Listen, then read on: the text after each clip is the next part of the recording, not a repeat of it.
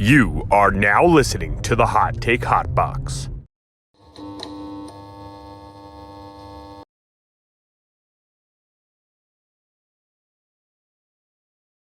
We got the main event, and the first round was a little slow, but then it's just great moment. I know a lot of people were pissed because bad stoppage, this and that. I think we all know it wasn't that bad of a stoppage, I think. No. Yeah. People just want to see champions go out cold, and like I get it, but also like that we're not going to change the stoppage the way we stop fights because it's the main event. You know what I mean? So either way, big moment. Sean O'Malley, the second Contender Series alum to win the title. Do you know who the first one was? Both this year. Oh, so it had to. Oh boy, the 25. Who won the 25 out? Well, no, not Pantoja. Nope. Jesus. I'm trying to run through the weight classes right now in my head, and I'm surprised you're not picking up on it. Had to be. He won the title this year. Oh, he won the title now. Oh, Jesus. I don't know. Jamal Sweet. Oh, that's right. Dreams. That's right. I remember that. That's right. Okay. Yep. I think he was on the Contender Series 2019. Sean O'Malley way back in 2017. He was. So it's been a long time coming, man. It's been a long time coming. When he looked like how I looked when I was trying to grow out my hair, but he had just a couple more tattoos. He had no facial hair. He had the real Jufro, as they call it. And now to see him, with the pink braids, the face tats, this and that. I mean, he's taken light kicks well. He defended takedowns, and he just waited for that one shot, and he landed it, man. And he, face planted Aljo. That was just beautiful, beautiful, beautiful. I mean, it was a lull up until that moment, I think, but it was very just calculated. You know what I mean? Like it was going to be one of them fights going into it. It seemed, excuse me, it seemed like a fight where O'Malley knew he couldn't make the wrong mistake, and it seemed like he knew that. He was nervous going into it, but he always looks that way going into the octagon. I heard people. I was down AC watching it in a sports book at an unnamed location, and a lot of people were, basically the whole place is on O'Malley. I had a couple of absolute booze bags coming up to me telling me that my boy was going to get cooked, and I'm like, hey, man, I didn't say anything to you, so like I appreciate it if you just kind of walk away from me right now. Because I am not an Aljo fan in any way. Well, I think he's just going to I think that guy's a clown. I'm like, well, I don't blame you for feeling that way, but, please step away from me. But stop talking to me, sir. I guess we should go from the beginning, and work our way to the end. The walkout, what did you make of the walkout? I think him walking out to the Lupe fiasco is incredible. Easy 10-8. Yeah. Aljo's got booed, and he came out the Joyner Lucas. Big L. Big L. Superstar, obviously, like you said, just an awesome choice. And did they love him in Boston? Like, it's funny because Aljo dyed his hair green to pay homage to the Celtics, and it did matter. And he's from Long Island, right? Or he's from some part of New York, very close to Boston. Sean O'Malley's from Glendale, or he's from Montana, but grew up in Arizona. That just shows, man. He's a big star, pretty much anywhere. I think it's not just Boston and the O'Malley, thing, but.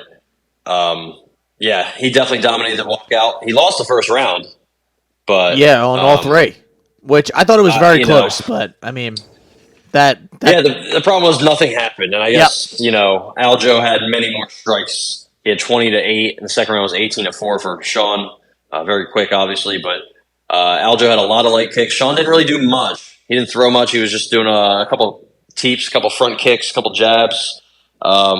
But he stuffed both takedowns, one in the first round, one in the second round, very easily too. Honestly, it was kind of like it kind of looked how Weidman looked trying to get takedowns against Tavares, like just not even deep on them. Wasn't really close. So Sean O'Malley's come a long way, man. I know a lot of people are counting him out against pretty much a lot of guys that he's going to fight, and he's going to run into some tough matchups. Like Merab might beat him just because Merab will take you down.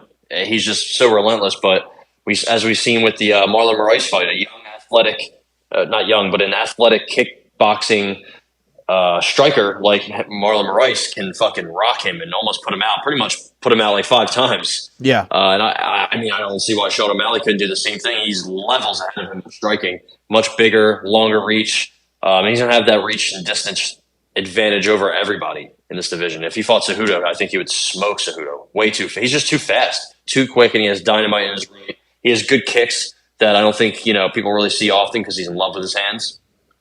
I think nasty elbows and knees in the clinch whenever he gets inside. I think he's really hard. I think he's going to be hard now. He's 28. He keeps getting better and better. Shout out to Tim Welch, coach, the longtime coach, best friend. Rubbing his back as he walks to the cage, getting him hype. He said after the fight, I think, how nervous he was. And I mean, that's completely nothing wrong with being nervous. Rampage Jackson used to come into the ring trying to scare people, and he lost how many times? You know? So that to me means nothing. It's absolutely normal and human for you to be nervous. And as soon as he got in there, just put on a fucking show, and he is what he is. He's a superstar. I think.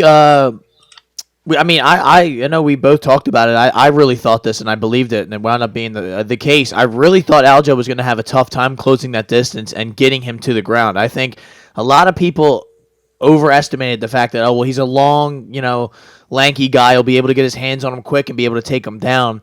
Well, look what Peter Yan did to him. Henry Cejudo is also a guy. He's not an idiot, and I respect his opinion because he's a guy who's been in there. He's a double champ and everything, but he acted like just because Peter Yan was able to take him down, that Aljamain Sterling would be able to, and that's 2 completely different fights. When it's different when you are going into a fight expecting a guy to come and take you down. You prepare a different way. Your mentality is different when you're in the cage. He was ready for him. He's basically knew, like I think he said before, I can't let him even get his hands on me. I can't let him touch me. If I go down, it's like the floor is lava. This is like death. Like I have to, life or death, keep this fight standing, and I will win this fight. And you saw Aljo got in on a single leg, especially in that beginning of that second round when you thought, I think he threw a sort of a teep kick and fell. And he jumped right on him, and it was like, oh, man, that. You've seen that happen a million times in MMA where it's like the guy just threw something, slipped, and ends up on the bottom. I'm pretty sure it happened to Peter Yan in a couple of those fights. Yeah, Chris White. It just it happens, man. Yeah, exactly. You make a slight mistake, and you pay for it, and that's the end of the fight. But, I mean, hey, man, he right away knew what he was doing. He, with urgency, got out of that takedown, pushed on the head, kept his balance, because I think that was going to be a big factor. I don't think sweeping the leg out from a guy who's that much taller than you is not that easy. And I'm not saying he couldn't have done it eventually down the road, but it's not as easy as taking down Henry Cejudo, who's much smaller than you. And I know he's a great wrestler and everything, but when you're taking down a guy who's smaller than you, I assume, they were like, oh, well, he can get lower than him and whatnot.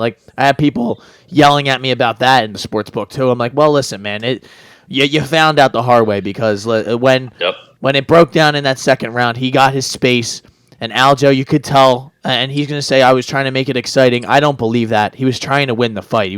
He knew that if he stood out in distance for long periods of time, it was going to end up the way it wound up ending up. And he kind of got caught rushing in like he does against everyone. He doesn't really go. And this is the thing about the Merab fight that they're trying to cook up. That's going to be either, if not next, very soon. That I think like you said, Merab, he's going to keep putting pressure on him. And he's going to eventually get his hands on him, you would imagine. But he going inside that danger zone on Sean O'Malley it can be life or death, because you can get your lights put out immediately. He has that kind of power. He has that McGregor-esque touch of death that people used to talk about back in the day. Going forward, going backward, going side to side, which he was changing direction like a fucking NFL player in there, and he knew he could not. I'm sitting there yelling, "Get your back off the cage! Get your back off the cage!" He knew he got his back off the cage immediately. He'd go right back to the center. He was throwing those teep kicks, which I heard some people saying he wouldn't do that because he was going to get taken down that way or whatnot. But I mean, if he threw it quick enough and low enough, it was good, and he had a little bit of success. But none of that really mattered until that step back, sort of just. That I think Sterling throws a right hand or a left. I think a left hand. Straight left. Yeah. Just missed barely, man. He steps out cleanly, and you saw the only thing that stopped Sterling from going out cold was the fact that he saw the punch coming. You see him look, and he's like, "Oh shit!" I'm fucking cooked here. Like, he knew it right away when that punch was already getting, like, in the holster, ready to fucking get fired, and it fucking popped him right on the side. He lands right on his face, and then O'Malley would, I mean, you got to give O'Malley credit, man. He has some of the best finishing ground and pound, of some of, like, of anyone pretty much in the UFC. He's up there because he's a dynamic finisher, man. That's another reason why he kind of reminds me of Conor. He can he has so many walk-off KOs, just like Conor, pretty much had those one-hitter quitters. Remember in Cage Warriors, he put that one dude out bad. That was pretty much what got him signed. Yeah. And then also, remember, I think it was Dennis Seaver, which was obviously a huge mismatch, but you saw how quickly he pounced on him, how quickly he pounced on Cowboy Cerrone, Eddie Alvarez. Like, just elite finisher is what I think of when I think of, Sean and Conor. And one has a nasty left, one has a nasty right. Both have kicks, both have, just so much well-roundedness to their striking game. And I think Sean has a chin. He showed us he has a chin. He showed us he has takedown defense. He's just getting better and better. I wonder what, if he starts taking people down, like fighting guys like, Corey Sandhagen or somebody that wouldn't even expect it, and he just pulls it out of nowhere. And he was even hurt apparently going into this with the whole, he had the rib thing going on. He wasn't able to. He said he didn't grapple for 5 to 6 weeks, which I didn't even know that. He said that's what he said at the press conference, and I was like, damn, that's fucking crazy, man, because he kind of just basically knew, if this happens, I'm kind of gonna be fucked anyway. So he's, and he said he said the rib was hurting him so bad going into the, the fight. It felt good.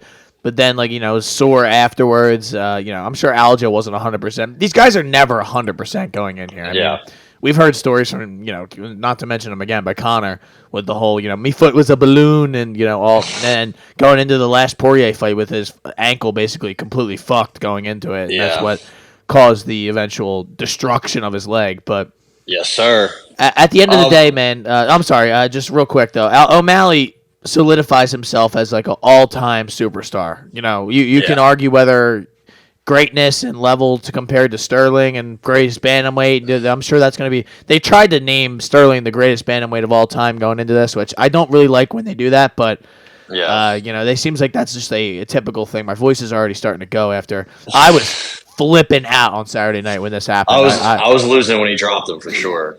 I will tell you, I'm in the sports book, one of the casinos down there, and it's got the place blew up when he fucking knocked him down, man. And it's just it was like a rise, like a wave. It just kept going and going and going, and then eventually when they stepped in, people just started chucking their drinks in the air. Like it was insane. I have never really been somewhere for a fight like that where the whole place was going nuts.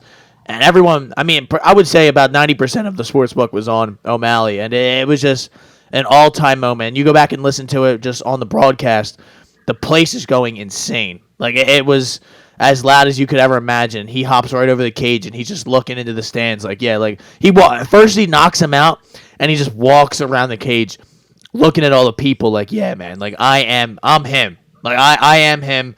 I said what I was going to do, and I fucking did it. And you got to admire that, man. Like, that's kind of what made me be a fan of McGregor in the beginning, because he carried himself with that confidence, and he said what he was going to do, and then he went out and did it. He wasn't just all talk back then. He was literally all, like, talk and action. And the thing that pissed people off was that he was backing it up every time he went in there. So, how can you not at least have that respect for this guy now? Because even the guys who were all hating on him, calling him a fraud going into this, can't really say anything because he did what no one else could do at 35, and that was put Sterling down on his face, man. Yep, put him out. Dude, that cut.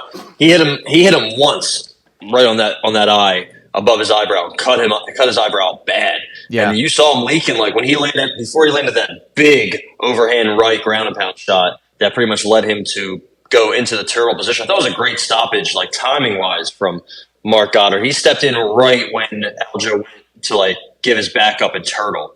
And then when he stepped in, of course, Aljo was like, no, looked like he was going to be able to defend. That happens all the time. Anytime somebody sees somebody defend themselves after their stoppage, that's because they stopped it. If they didn't stop it, you would have got hit in the fucking face and you would have probably went out very, very clean. Did you see Fighter Row look great? Alex Pereira was there, no emotion. no emotion at all. That shit's so funny. Bilal Muhammad was there. Who was losing their mind? Who couldn't believe it? Corey Sandhagen. He had just this look of awe on his face. So very cool to see. I think he's very well liked. And I think he's just. I think Cheeto should be next. I think a lot of people should want to see that. I think they both want it. Like, now that Sean won the title, I don't know if you can call the shots necessarily, but he's pretty much had he's been in Dana White's good graces pretty much since the beginning, I think. So, yeah, I think Cheeto should be next. I think that would be a really good rematch. Honestly, the problem with Cheeto is he just is a little. He's just too laid back. Like, not even just in the first round, just in general, he's too much a counter puncher, and he's not even necessarily a great. He is a very good counter puncher, but he's got so much pressure and power and just force when he comes forward. He's got so many weapons, kicks, punches. He'd be so much better. I thought he'd be able to possibly finish Pedro or make him more a wider victory in some people's eyes. Not the judges; they all had 30-27. But either way, I think Sean stops him. Honestly, I think he's just too accurate, too great of a striker to lose to anybody at this point, maybe. And the kind of fight that's going to be, it seems like it would play right into his ballpark kind of. And I don't, I know he lost that first one, and it was kind of somewhat of a freak thing. We didn't really get an accurate depiction, I think, of what that fight should have looked like or what it could have looked like. Because, I mean, his leg was pretty much compromised, a minute, 2 minutes. Yeah, it felt like it was a very quick sort of thing. And not to he say... lasted, a while just on one leg. I remember at one point he's hopping around and trying to throw strikes off the cage. And then I know people are going to say when he went to the ground, he ate a couple elbows, and he did. They were pretty strong. I don't think he was ready to go out. I think he was ready to quit because his leg was pretty fucked up. He didn't want to fight with it, obviously. And that was also, 3 years ago? Right? Yeah. Almost 3 years ago to the day. And it was less than a year ago when he fought, who did he fight last? Peter Yan. His takedown defense has looked a lot better since then. He's made so many improvements in such little time, honestly. And, I guess they're going to push for Merab, but also I don't know how much time he has at 135. I don't think he's going to be there long. He puts on a lot of weight just like Aljo does. They were having a race after weigh-ins to see who can get bigger, and they were in the 150, 160 range, man. So I don't know. I know Sean's 28, still young, but I don't know how many years, 3-4 years he has at the division until he has to move up, and then he's going to fight Ilya Taporia for the 145 belt in 2026. There you go. Eventually, when Volk steps away and decides to give his belt to Ilya as opposed to him taking it. Now, honestly. When he hands it to him after getting kneed in the face, I think, and he's out cold for 3 hours, and then when he wakes up, I think he's going to give it to him. Yes. Nah, yes. Dude, that fight, that's another one that's going to be on the horizon. That's You are now listening to the Hot Take Hot Box.